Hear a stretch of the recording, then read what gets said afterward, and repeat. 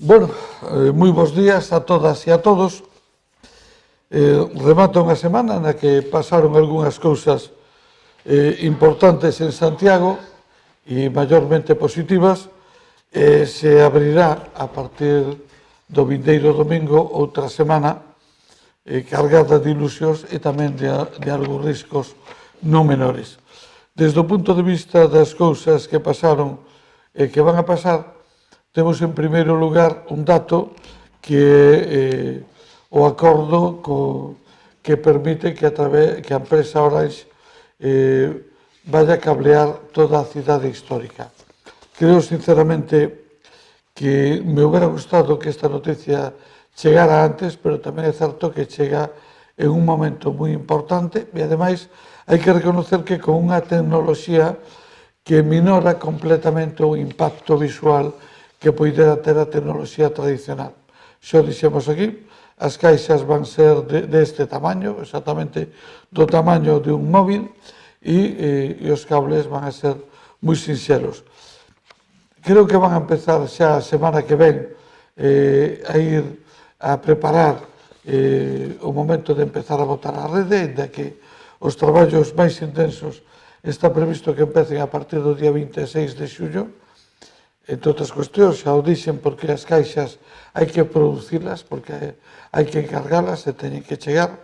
E o objetivo é que na Semana Santa próxima toda a cidade histórica, ao menos toda a Amendoa, este cableada e, polo tanto, se poida dispoñer dunha rede de datos de calidade.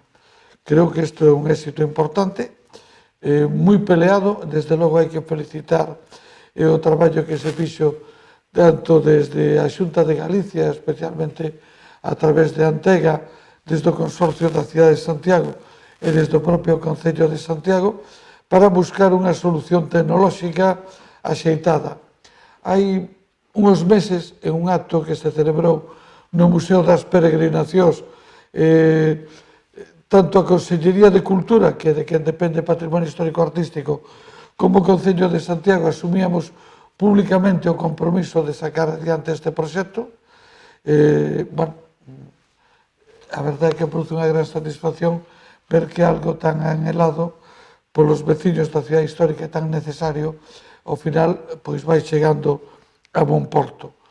Outro dato que non me parece menor e que quero facer público hoxe é un dato que está ao alcance de todos aqueles que queiran acceder a él, que é a través da página web de unha entidade bancaria, que vou a citar, que é o Banco de Sabadell, que ten un programa informático para toda España en función das ventas por TPV, é dicir, todos os pagos que se fan por tarxeta, sean tarxetas españolas ou sean tarxetas estranxeiras, a través dun programa informático se poden ir vendo en tempo real os datos agregados por localidades, por provincias, por comunidades autónomas e do conxunto de España. Hai que decir que xa a semana pasada Santiago, as ventas por tarxeta superaron o 100% das ventas na mesma semana do ano pasado.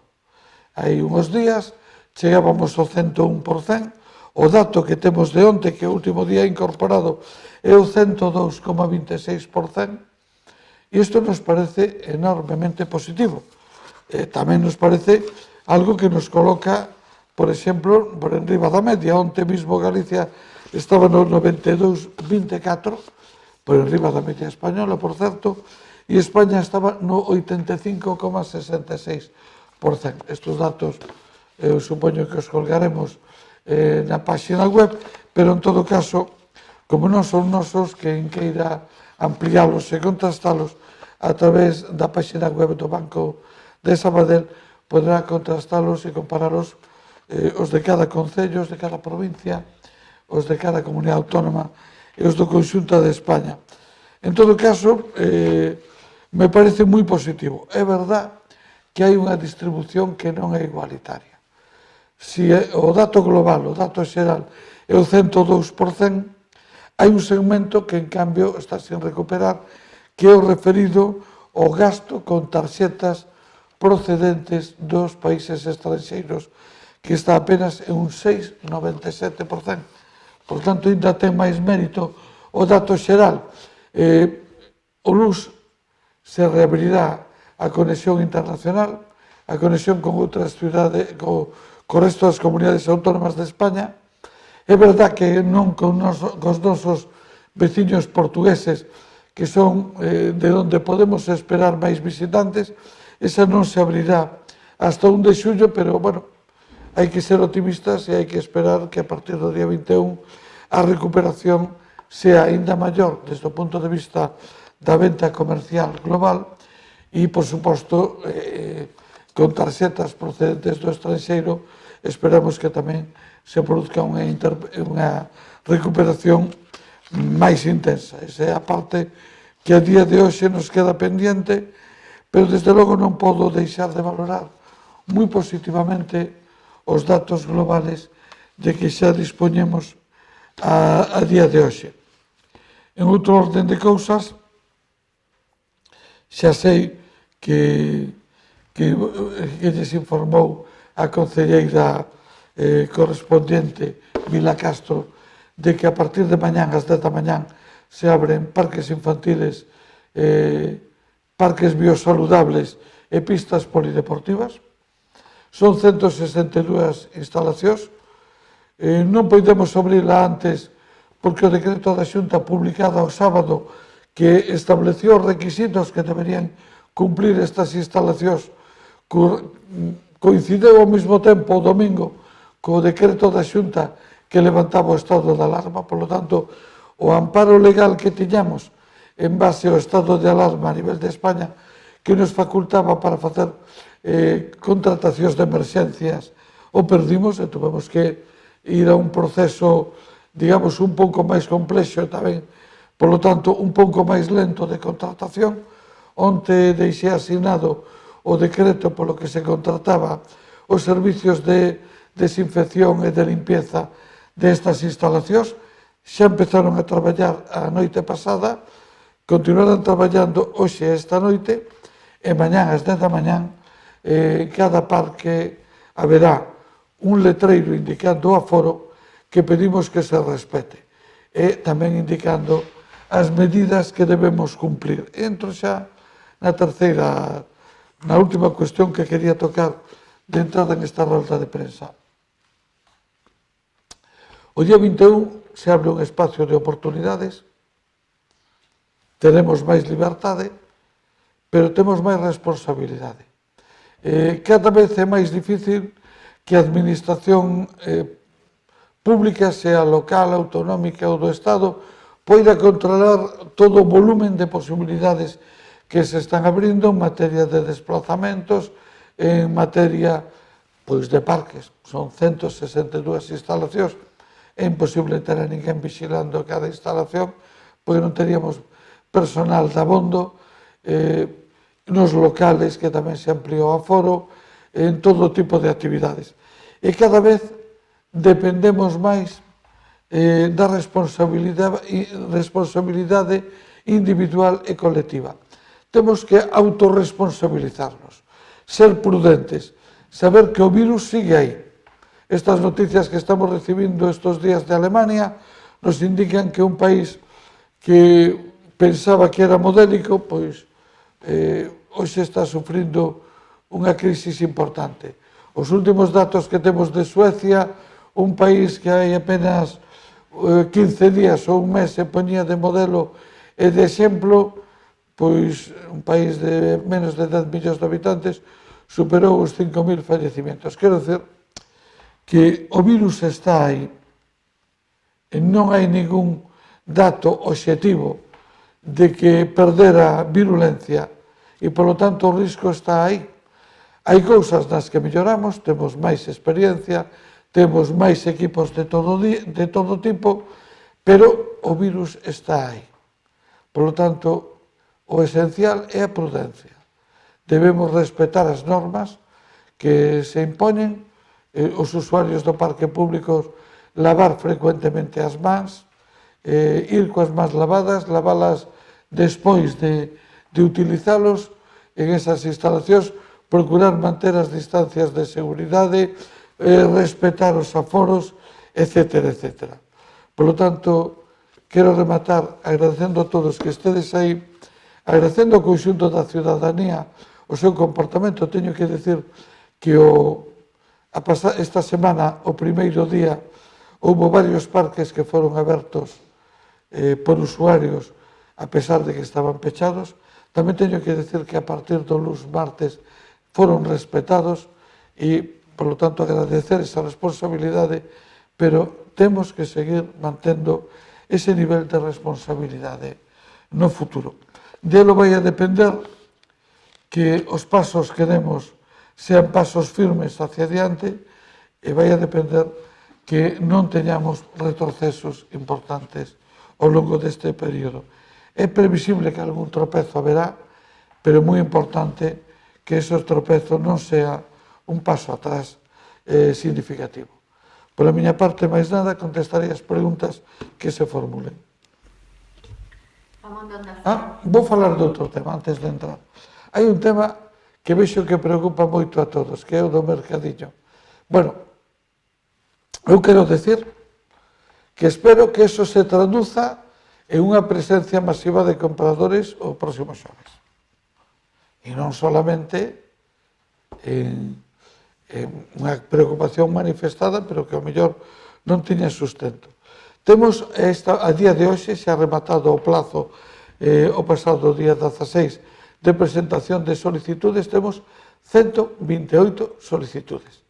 E temos 137 postos coa nova demarcación feita de acordo coa normativa en vigor. Isto quere decir que temos posibilidades de asentar a todos os solicitantes.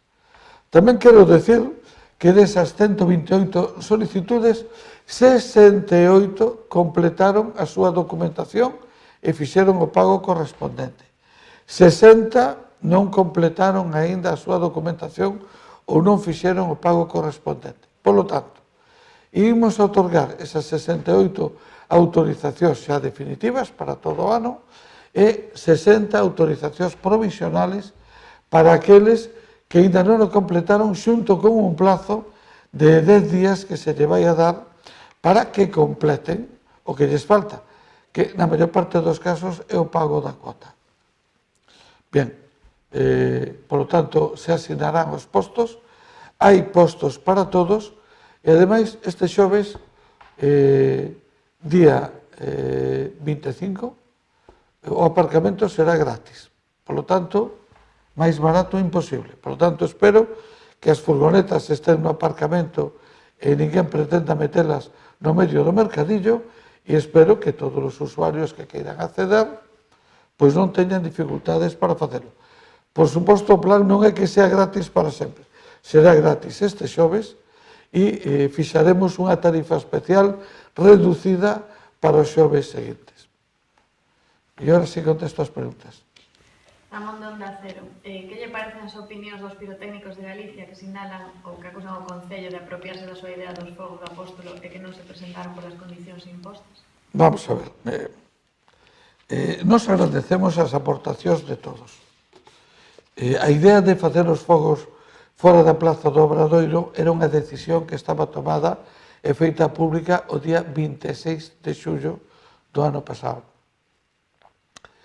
O que non estaba determinado é como iban a ser. Ao longo de todo este período do COVID recibimos moitas ideas, basicamente coincidentes. Por certo, da Asociación de Empresarios de Hostelería, tamén no mesmo sentido, tamén dos pirotécnicos de Galicia, no mesmo sentido, e tamén nos mesmos se achegáramos a esa mesma conclusión. Por lo tanto, nos recibimos e recollimos as ideas e aportacións que fomos recibindo, que agradecemos todas, e se convocou o concurso correspondente. Nos sorprendeu e nos disgustou que non se presentaran os pirotécnicos de Galicia.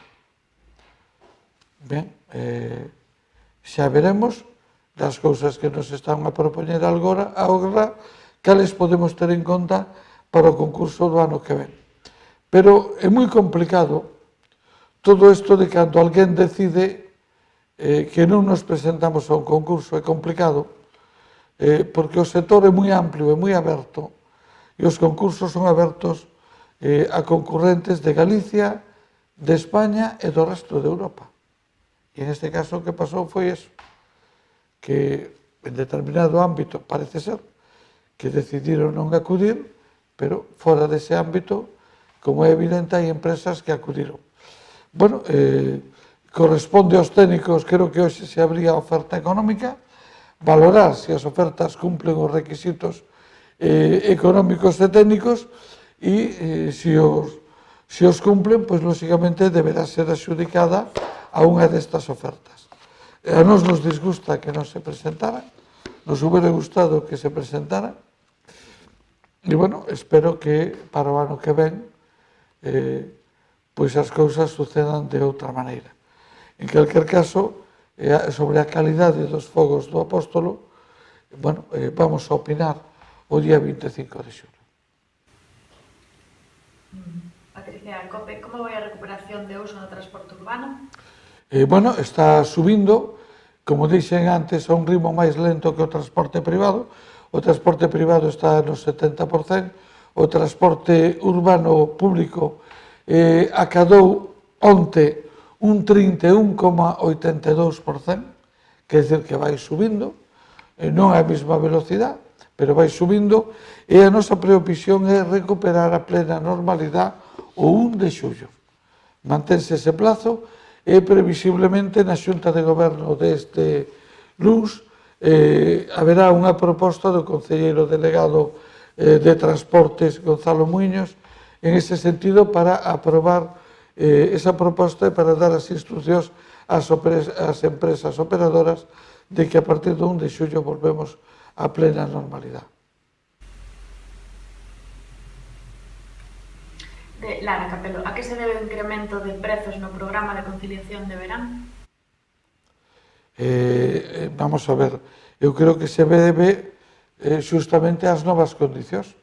Os grupos teñen que ser máis pequenos, sin embargo, o coste por cada grupo lonxe de minorarse se incrementa. Hai que ter máis monitores e hai que ter toda unha serie de medidas de seguridade, de limpieza, etcétera, que fai que o coste per cápita suba. Isto o estamos vendo en todos os servicios.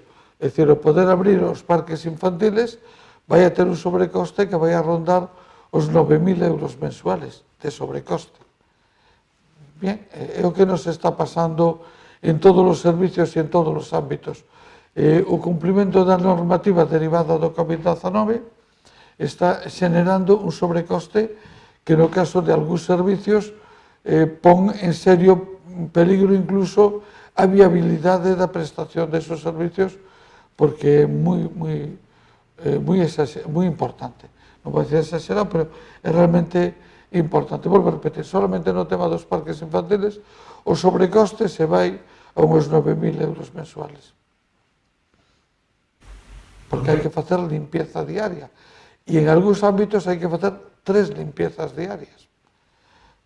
Isto imos a ver en máis ámbitos ao longo deste tempo. Precisamente por iso, desde os concellos estamos moi disgustados, porque todo o mundo se preocupa do sobrecoste das comunidades autónomas, pero os últimos que somos os concellos, que, por certo, cando as comunidades autónomas din que hai que limpiar os colexios, todo o mundo sabe que a limpieza do colexio recae nos concellos, que hai que limpiar e desinfectar todos os días os parques, todo o mundo sabe que eso recae nos concellos, pero a nós ninguén nos aporta nin un céntimo de euro máis, por ningunha vía, nin polos sobrecostes que temos, nin pola merma de ingresos.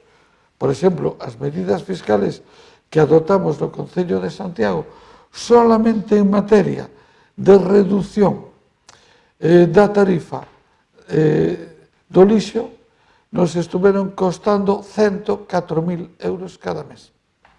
Esa reducción que se lle aplica a comerciantes e a hosteleiros, pero que non repercute no coste dos servicios, senón que o Concello é o que a ten que abonar, solamente esos son 104.000 euros a maiores cada mes. Por lo tanto, bueno, por non falar de outras múltiples cousas, nós temos estimado que o sobrecoste, e o que ten estimado a nosa intervención, de todos estes servicios vai a rondar os 4 millóns de euros este ano de sobrecoste. E a minoración de ingresos vai rondar os 7 millóns de euros este ano. De momento, a nos ninguén nos compensa nin un céntimo polo sobrecoste, nin un céntimo pola minoración de ingresos. Por tanto, isto, logo teremos que axustar esas contas. Non sei un momento, non creo que sea este o momento de poñernos a axustar as contas, pero haberá un momento en que haberá que facelo. Dalara, se baralla a opción de que o Concello compense as familias.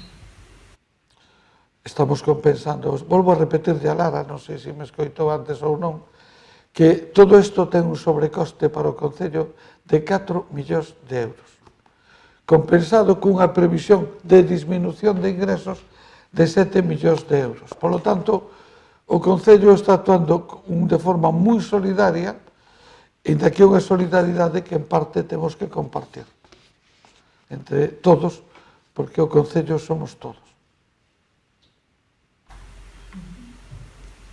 Están entrando máis.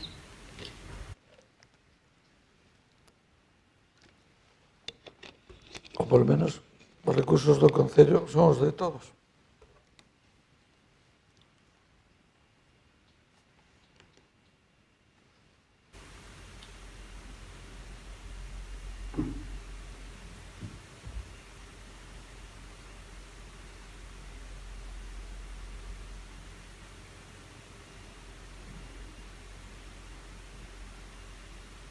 Por tanto, vou aproveitar para falar de outro tema, que é a renta o ingreso mínimo vital. Temos en este momento máis de 1000 solicitudes de entrevistas, das cales aproximadamente 900 están fixadas. Estamos facendo xestións coa Seguridade Social, propoñéndolles darlles unha autorización para que a Seguridade Social poida contrastar os datos do padrón de habitantes directamente. Con que obxectivo? De descargarlle o esforzo que ten que facer as familias e tamén de descargar a saturación que en este momento está vivindo o padrón municipal en Santiago e penso que en todas as ciudades de España. Agora mesmo o que nos está requerindo a Seguridade Social é que cando hai membros maiores de edad nunha entidade familiar, que non vale con que se presente un certificado de residencia do conxunto da unidade familiar, sino que ten que ser individualizado por cada un dos membros maiores. Isto nos está plantexando e agravando os problemas que xa temos, agravados tamén pola coincidencia co período electoral. Por lo tanto, hoxe lles trasladamos unha proposta nos que nós estamos dispostos a autorizar a conexión da Seguridade Social a base de datos do padrón municipal, sempre con autorización dos titulares. É dicir, os titulares nos firmarían unha autorización e, por lo tanto, a propia Seguridade Social podería contrastar esos datos, aplicando o principio que establece a Lei de Procedimento Administrativo, que cando unha administración dispoña de unhos datos, non llos pode requerir o ciudadano. Bueno, vamos a ver se a contestación da Seguridade Social é favorable, porque se o fora, e isto se aplicara en outros sitios, eu creo que lle aforraríamos a centos de miles de personas algúns traballos e desbloquearíamos a presión que estamos a recibir en este momento nos concellos. Bueno, pola miña parte máis nada, colgaremos os datos da actividade comercial na página web e, por suposto, todos os que deseen acceder, que os contrasten. Simplemente quero rematar, como decía antes, a partir do día 21 entramos nunha nova etapa. Se abrirá a circulación con Asturias, con Castela e León, con toda España, non aínda con Portugal, por lo tanto, con territorios que, aínda que todos estamos na mesma fase, o escenario non é exactamente o mismo e os datos non son exactamente os mesmos en todos os territorios. O virus non desapareceu, sigue estando aí. En Galicia os datos que se manexan é que só en torno ao 2% da población se pode considerar protexida. Por lo tanto, hai un abano enorme de población que non estamos, calculo que eu estarei tamén nese 98%, non temos esa protección, por lo tanto, o que nos queda é actuar con a maior prudencia que poidamos. E, por lo tanto, para actuar con esa prudencia moi importante, aplicar nos mesmos as recomendacións que se están a facer desde todas as autoridades. Por a miña parte, máis nada, moitas gracias.